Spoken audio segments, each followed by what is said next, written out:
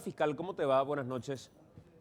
Un saludo especial para la audiencia. Fiscal, ¿cuánto tiempo les llevó esta investigación en sí? Porque en algún momento te escuché decir 1 año y medio Sí, aproximadamente. iniciamos en marzo del año 2018. Ujú. O sea, nos tomó más de un año poder identificar a la estructura, la forma de operar, y en ese proceso fue que saltó de lo que recientemente estaban exponiendo, ¿verdad? ¿Y cómo lo tuvieron que hacer para evitar filtraciones? A mí siempre ese tipo de cosas me genera curiosidad porque difícilmente el círculo de información pueda ampliarse cuando se trata de gente que está dentro de la policía fiscal. Sí, por supuesto. Fue una decisión y un trabajo impecable en ese sentido, que interinstitucional, la Senat, el Ministerio Público con el Ministerio del Interior y la comandancia con el comandante Resquín ya se diagramó este trabajo, y ellos pudieron lograr que no haya ningún tipo de filtración dentro de la fuerza. En algún momento se había hablado que se trató de tener el mayor tiempo posible fuera del trabajo a la policía y que lo hicieron con agentes de la Senat. ¿Eso es así? Es que de hecho fue un caso iniciado con la Senat. Hubieron 3 incautaciones importantes realizadas este año. La primera en enero de 381 kilos, la segunda en febrero de los 2.200, donde no quisimos tocar mucho, pero ya pudimos ver una fuerte cobertura para el traslado desde Puenteciño hasta Villaú, donde se incautaron los 2.200 de lo que fue la cobertura. Y el tercer procedimiento se realizó en el mes de agosto, hace aproximadamente un mes, donde se incautaron nuevamente 388 kilos de cocaína, ¿verdad? Ujú.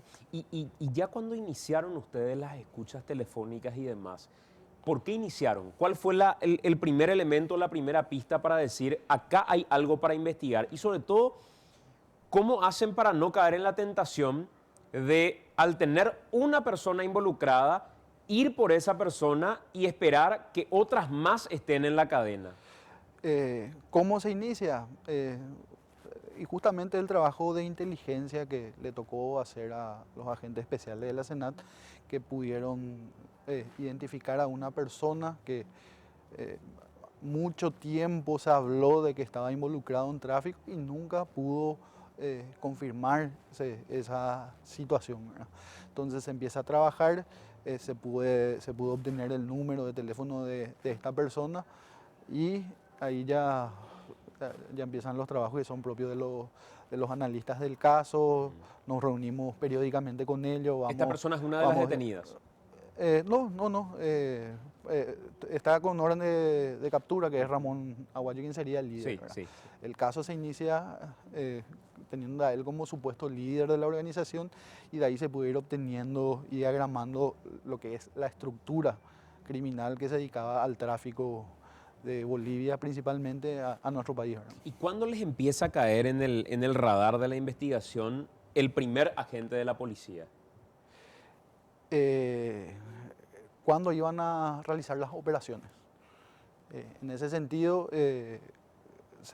nunca dicen va a venir la aeronave, le van poniendo nombres y van cambiando, y ese es un trabajo que ya le corresponde al analista poder determinar cuándo están hablando de una carga o están realizando actividades para querer despistar, justamente en caso de que estén siendo investigados. Y ese primer elemento policial, para meternos a la estructura policial en sí que ustedes terminan deteniendo, ese primer elemento policial era ya un comisario, un subcomisario, era algún agente que de por ahí tenía que ir a negociar de nuevo con alguna alta autoridad. En primer momento sabíamos que era un agente policial, no sabíamos el rango, no sabíamos eh, y no podíamos ahondar muchos detalles en ese momento. Una vez que se identifica a la estructura criminal, se realiza la primera incautación. Posterior a eso, quisimos ir un poco más porque seguían habiendo conversaciones. Hubo una segunda incautación, y la tercera demoró mucho tiempo porque queríamos no solamente realizar una incautación más, sino poder detener a las cabezas, ¿verdad? Cuando pudimos determinar otro escenario de operaciones que fue en el mes de agosto, se procedieron a realizar los allanamientos correspondientes que derivó en la aprehensión de 5 personas y 5 de ellas no pudieron ser localizadas, fueron imputadas y pesa orden de captura contra los mismos. A ver, ustedes tenían entonces, o Senat tenía en monitoreo a Ramón Aguayo. En un momento determinado, cae un policía dentro de la estructura cuando ustedes estaban haciendo, cuando Senat estaba haciendo el análisis. Aparece el primer policía involucrado. ¿Quién es ese primer policía? Eran los efectivos que prestaban servicio en la comisaría de Puenteciño. Puenteciño.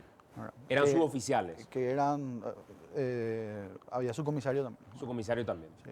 Uno de ellos es el que recibe esta propuesta de $400.000. No, el subcomisario Duarte es el que prestaba servicio como jefe de la comisaría de Puenteciño. Por el lapso de tiempo, entre noviembre, que empezamos a detectar este tipo de actividades, a mayo, es muy prolongado y hay muchos de ellos que fueron trasladados por cuestiones de rutina, algunos tuvieron que hacer cursos de ascenso dentro de la policía.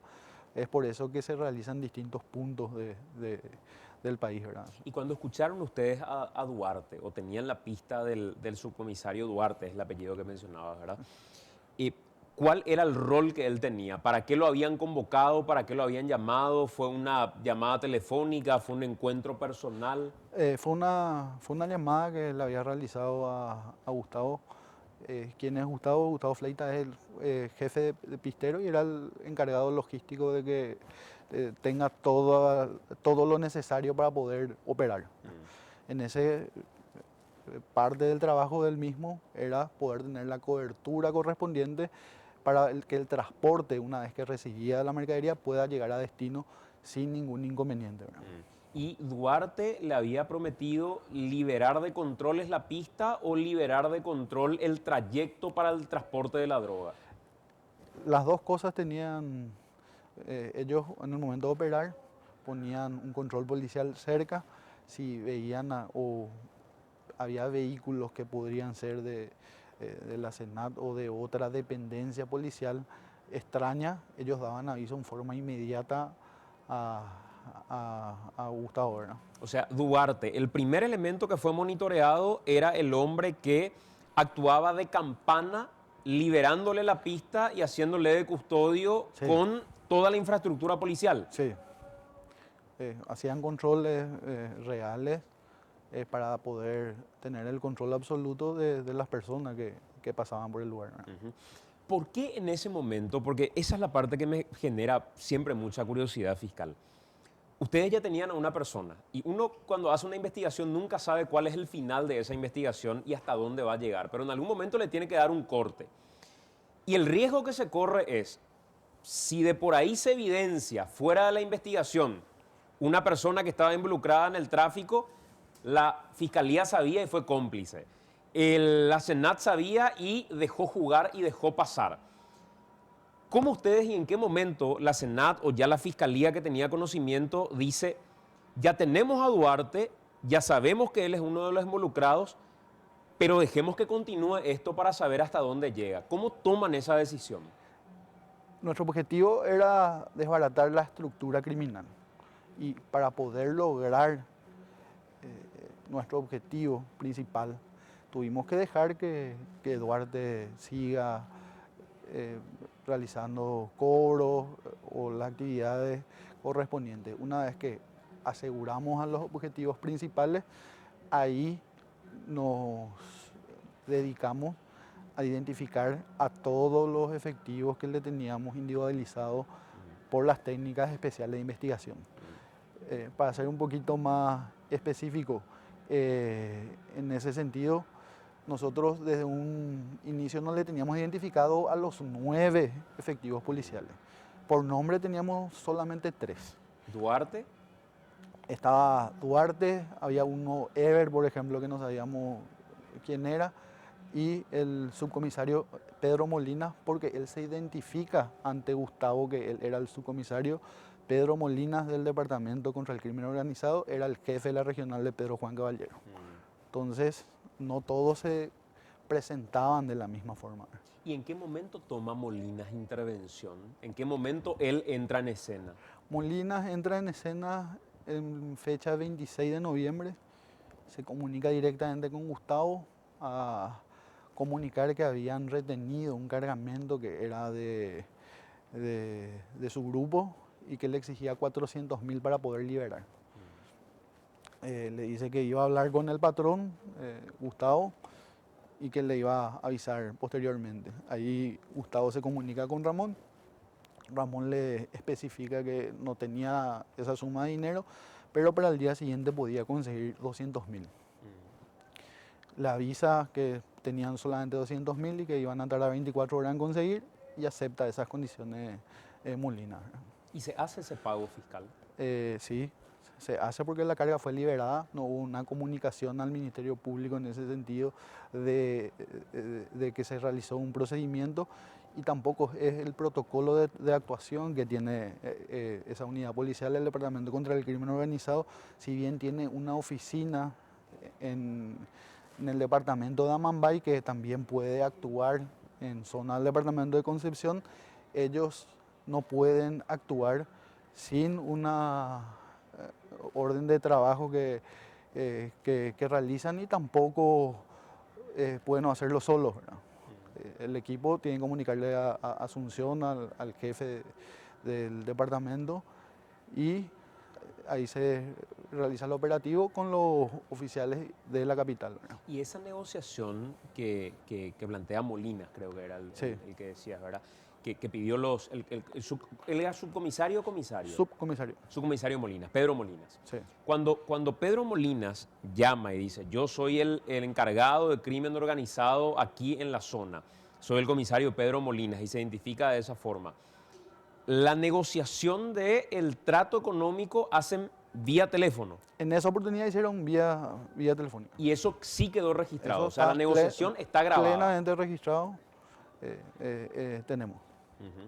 Y cómo ustedes, además de la sospecha de que se liberó la carga, ¿cuál es otro elemento que tienen para decir se hizo el pago? En tal lugar, en tal momento, ¿eso lo tienen también grabado o ya fue otro mecanismo que utilizaron? No, normalmente esa negociación ya se hace en una contraentrega, ¿verdad?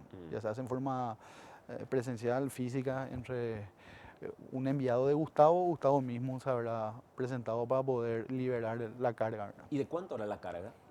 Y por el volumen tenía que ser entre 370 y 400 kilos más o menos, ¿no? De cocaína estamos. De cocaína, siempre de cocaína, ¿no?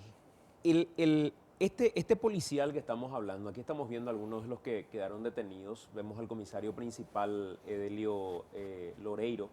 Vemos también al subcomisario Molinas, que es el hombre de 43 años al que estamos viendo en el medio. Y el subcomisario Rubén Darío Duarte Yaquet, que está un poco más abajo. Ahora estamos haciendo foco en Pedro Molinas en particular, que es el que se identifica como el integrante de la unidad de lucha contra el crimen organizado, y le pide $400.000, pero el negocio termina cerrándose en $200.000 para liberar la carga. Molinas no tenía contacto con el comisario Duarte. No. O sea, cada uno picoteaba como podía. Sí, así mismo. Lo que más interacción tenían eran los de la comisaría de Puenteciño porque era el teatro principal de operaciones de esta organización criminal, ¿verdad? Pero, ¿cuál era el destino de las mercaderías que recibían ellos? Era transportar o a Villaú o a Pedro Juan Caballero, y muchas veces también iban al distrito de Lorito Picada. Y por el trayecto pasan por varias jurisdicciones y tenían que necesariamente asegurar la cobertura por todo el trayecto que tenían, que son casi más de 150 kilómetros, ¿verdad? Claro. En el caso del comisario, quien es el único comisario que está dentro, en la placa anterior que está dentro de esta investigación, el comisario Loreiro, ¿cuál era su rol? ¿Él qué rol tenía dentro de todo este esquema? Él se desempeñaba como jefe de la comisaría primera de Pedro Juan Caballero. Él se pone en contacto directo con Ramón Aguayo y se pone a disposición del mismo y solicita un importe de dinero como para el arreglo de la comisaría, ¿verdad? ¿Qué cantidad de dinero solicitó? Habla de 600, ¿verdad? Para reparar el baño y la presunción que hay o el análisis que se realiza que sería en dólares, ¿verdad? $600. Sí. Un monto menor dentro de Sí. todo con respecto a lo que se Sí. manejaba. ¿Y quiénes eran, fiscal, los que cobraban una especie de mensualidad de 1,5 millones dentro de esta estructura? Los que estaban fijos en las comisarías, ¿verdad? Estas personas que estamos viendo. Acá Sí. estamos viendo el subcomisario Sebastián Ramón Silva de Concepción, suboficial primero Carlos Eber Navarro, suboficial inspector Pablo César Moraes, suboficial inspector Mario Figueroa Velázquez. Mario Figueroa no era de la comisaría, él estaba cumpliendo funciones en el departamento antinarcóticos del departamento de Concepción, ¿verdad? No estaba fija en la comisaría y él tiene mayores conversaciones también en ese sentido, ¿verdad? ¿Y él qué rol tenía? Porque el resto cobraba una especie de mensualidad para no ver nada probablemente. Sí, ¿Y en el caso de este hombre? de él no tenemos específico el monto que percibía, pero por la experiencia que tenemos en los trabajos, sería un monto superior, ¿verdad? Que perciben ¿Y a para los... qué, fiscal? Y para hacer la vista gorda, para no perseguirle a miembros de este grupo que operaban por todo el departamento de Concepción, ¿verdad?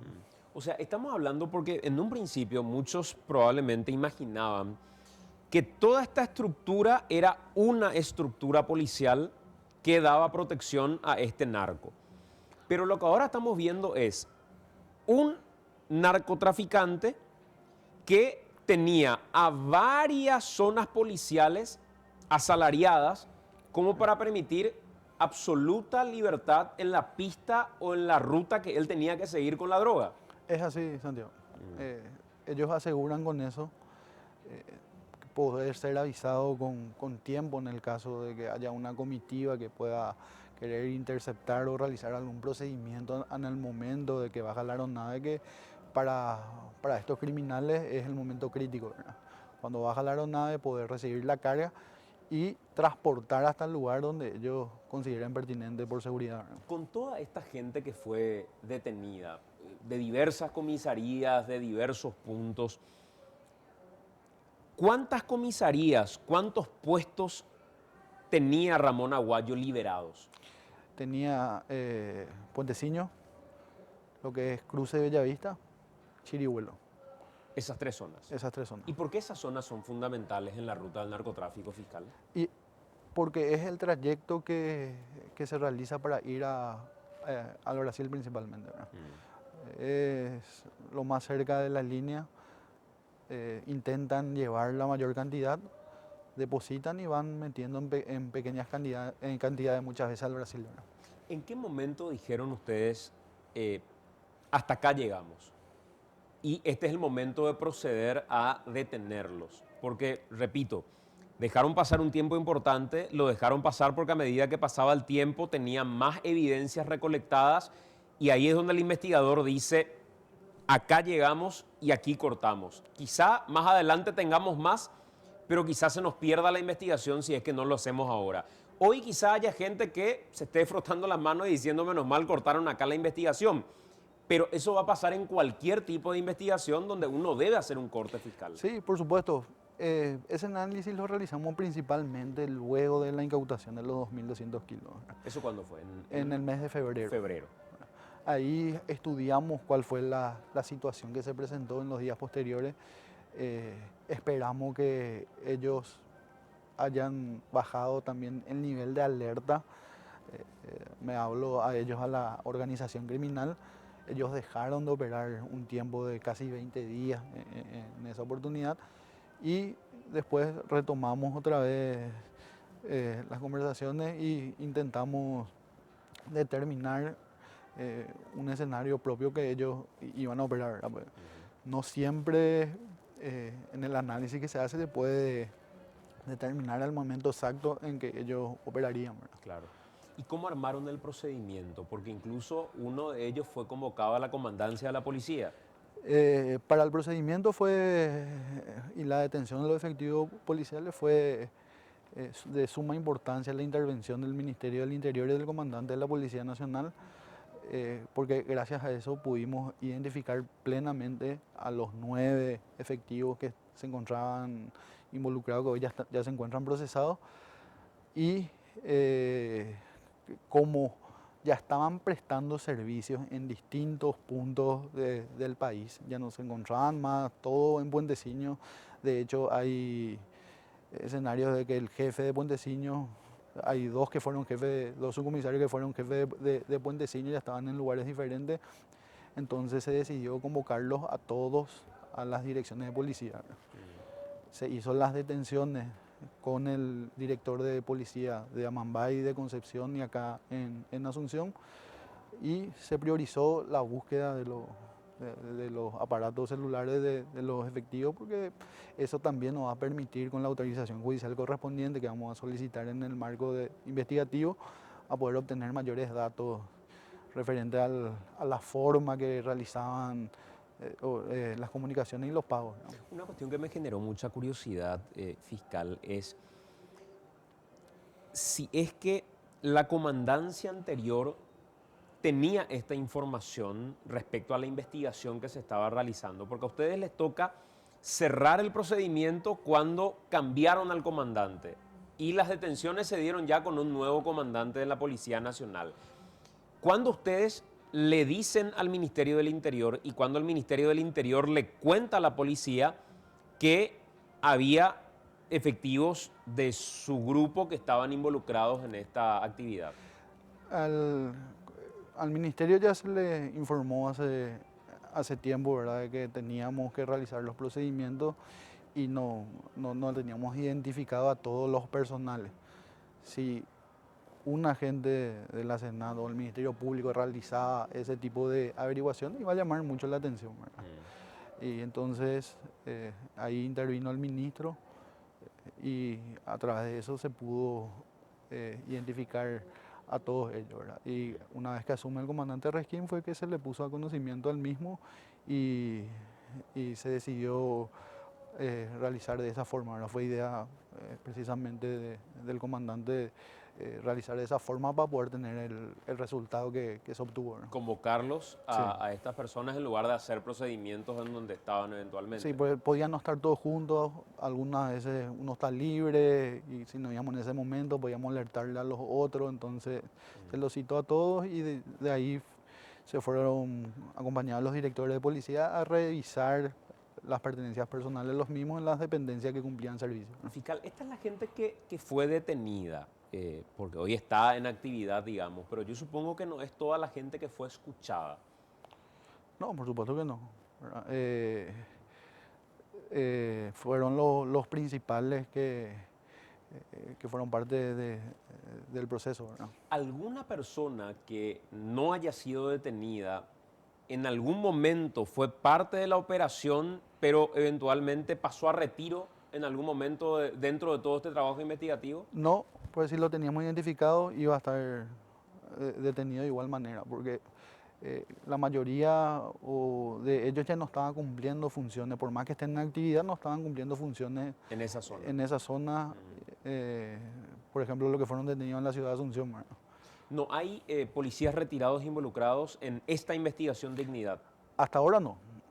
Eso no implica que al obtener los datos de los teléfonos celulares pueda haber alguna conexión con oficiales que ya han pasado a retiro, ¿verdad? ¿A todos van a aplicar el mismo tipo penal o para cada uno hay un tipo penal diferente? No, a todo el mismo tipo penal, ¿verdad? Que cohecho pasivo agravado por el artículo 39 también de la ley 1340, que cuando en este caso sería para lo que prestaron colaboración, ¿verdad?, para que se pueda producir el tráfico, que tiene una expectativa igual al hecho punible que ellos protegieron en este, que fue el tráfico.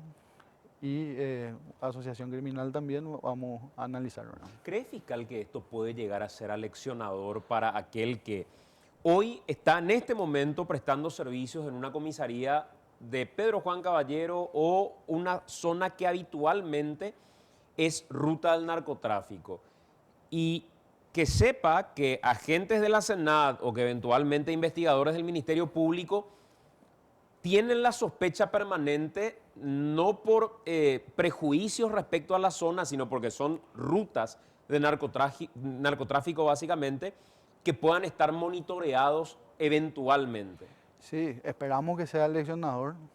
La instrucción que tenemos en ese sentido de la Fiscal General del Estado es combatir firmemente al crimen organizado, y una de las aristas principales en ese sentido es el combate a la corrupción, que es lo que facilita que goce de buena salud en esa zona del país el crimen organizado, ¿verdad? ¿Cuál es la expectativa de pena para este tipo penal? Hasta 20 años sería Hasta 20 años de Sí. cárcel.